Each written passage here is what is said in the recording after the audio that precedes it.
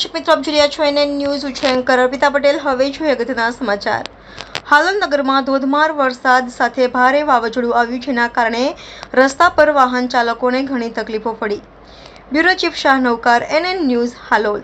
દર્શક મિત્રો, તમારી આસપાસ બની રહેલી અવનવી ઘટનાઓ વિશે જાણવા માટે NN ન્યૂઝને લાઇક કરો, શેર કરો, સબસ્ક્રાઇબ કરો અને બેલ આઇકન પ્રેસ કરો, જેથી આપને નોટિફિકેશન્સ મળતી રહે.